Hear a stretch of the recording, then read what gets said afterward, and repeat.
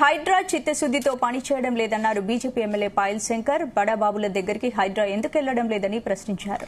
చెరువులో కట్టిన ఫాతిమా కాలేజీకి నోటీసులు ఎందుకు ఇవ్వలేదని నిలదీశారు. ఎంఐఎం దరిదాపుల్లోకి వెళ్లే ధైర్యం ఈ ప్రభుత్వానికి లేదన్నారు శంకర్. ఎంఐఎం కోసమే హైదరాబాద్ సిటీ పోలీస్ కమిషనర్ మార్చారని సంచలన ఆరోపణలు చేశారు.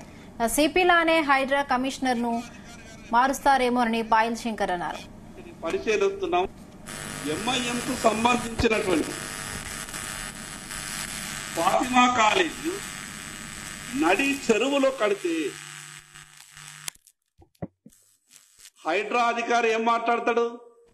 పత్రికా మిత్రులు అడిగినటువంటి సందర్భంలో హైడ్రా అధికారి గారు ఏం మాట్లాడతారు అంటే, మేము వాటిని పరిశీలిస్తున్నాం, వాటిని కూలగొట్టడానికి ఇది సమయం కాదు కదా అని మాట్లాడతారు.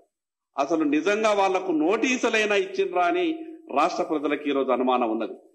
నోటీసులు ఇస్తే మీరు కనీసం చెప్పాలా, వాళ్లకు నోటీసులు మేము ఇష్యూ చేసినాం, వాళ్లకు సమయం ఇచ్చిండ్రు, లేదా వాళ్ళకి ఫలానా తేదీ వరకు వాళ్లకు వాళ్ళే ఖాళీ చేస్తామన్నారు అనేది కనీసం సమాధానం చెప్పాలా.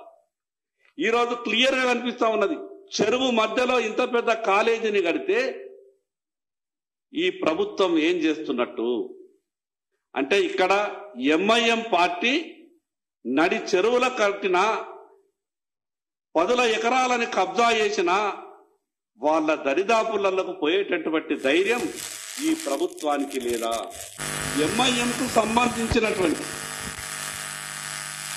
ఫాతిమా కాలేజ్ నడి చెరువులో కడితే హైడ్రా అధికారి ఏం మాట్లాడతాడు? పత్రికా మిత్రులు అడిగినటువంటి సందర్భంలో